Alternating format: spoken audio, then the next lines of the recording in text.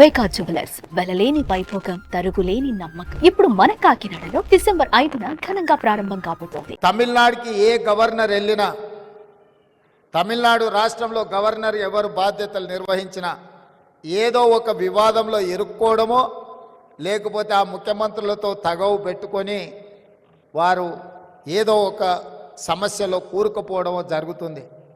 కానీ అనుభవం కలిగిన రోసయ్య గారు అత్యంత రాజకీయ వివాదాస్పదమైన తమిళనాడు రాష్ట్రంలో కూడా గవర్నర్గా రాణించి వారి యొక్క అనుభవాన్ని అక్కడ వారు ప్రదర్శించారు. అంటే వారి స్ఫూర్తి, వారి పట్టుదల, మాటలలో వారి చతురత, పాలకపక్షంలో ఉంటే ప్రతిపక్షాలను ఇరుకునబెట్టడం కానీ, ప్రతిపక్షంలో ఉంటే ఎవరు ముఖ్యమంత్రిగా ఉన్నా వారిని ఇరుకునబెట్టే విధానం మనం నేర్చుకోవాల్సిన అవసరం ఉన్నది.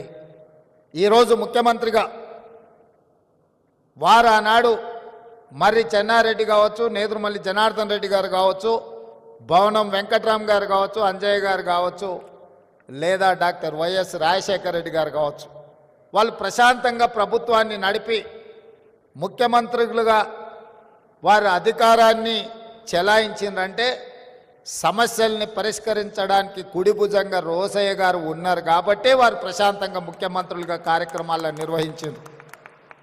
ఈరోజు తెలంగాణ శాసనసభలో రోసయ్య గారు లాంటి వ్యూహాత్మకంగా సమస్యల్ని పరిష్కరించగలిగిన సహచర నాయకులు లేకపోవడం కొట్టొచ్చిన లోటుగా కనిపిస్తుంది. అలాంటి సహచరుడు ఉంటే ముఖ్యమంత్రిగా ఎవరైనా అద్భుతంగా రాణించవచ్చని నేను ప్రగాఢంగా నమ్ముతున్నా.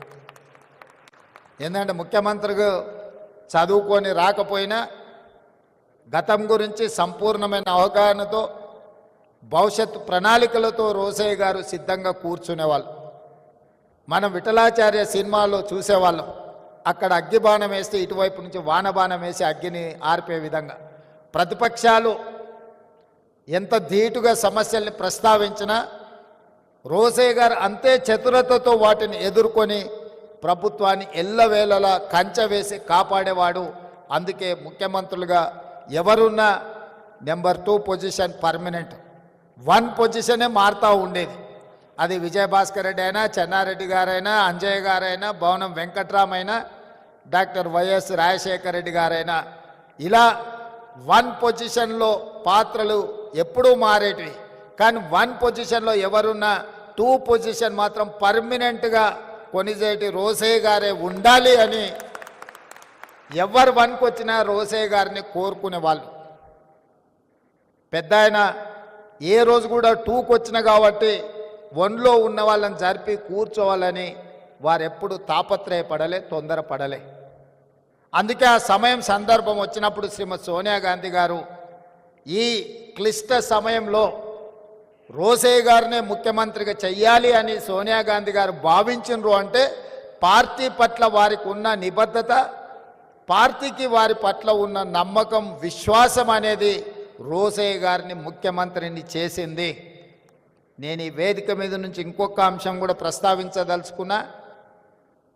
వారి యొక్క నిబద్ధత, వారి యొక్క క్రమశిక్షణ వారికి అన్ని హోదాలను ఇంటికి తెచ్చిపెట్టింది. ఏ రోజు కూడా నాకు తెలిసినంత వరకు రోసయ్య గారు నాకు ఈ పదవి కావాలి అని అధిష్టానాన్ని అడిగిన సందర్భం లేదు. అది మంత్రి కావచ్చు, ముఖ్యమంత్రి కావచ్చు, గవర్నర్ కావచ్చు. వారి ప్రతిభనే, వారి క్రమశిక్షణనే, వారికి పార్టీ పట్ల, నాయకత్వం పట్ల ఉన్న కమిట్మెంటే వారికి అన్ని హోదాలను తెచ్చిపెట్టింది. వారిని మనమందరం స్ఫూర్తిగా తీసుకోవాల్సిన అవసరము ఉన్నది. సభలో సమస్యల్ని వ్యూహాత్మకంగా ఎదుర్కోవాలి అని అంటే రోసయ్య గారిని గుర్తు తెచ్చుకోవాలి అని అంత బలంగా వారి ముద్ర చట్టసభల మీద వేసినరు. అలాంటి రోసయ్య గారి వర్ధంతి కార్యక్రమంలో చాలామంది మిత్రులను, ఎందుకంటే 2007 నుంచి 2014 వరకు రాష్ట్రంలో భిన్నమైన పరిస్థితులు, 2014 తర్వాత 2 రాష్ట్రాలుగా అవతరించిన తర్వాత చాలామంది మిత్రులను కలుసుకోలేకపోయినాము. ఈరోజు మిత్రులందరినీ కలుసుకోవడం, ముఖ్యంగా ఆర్యవైశ్య సమాజానికి నేను ఒక విశ్వాసాన్ని, నమ్మకాన్ని ఇయ్యదలుచుకున్నాను. ఈ రాష్ట్రం యొక్క ఆర్థిక ఎదుగుదల మీ చేతుల్లో ఉంది. ఈ రాష్ట్రం రాణించాలి,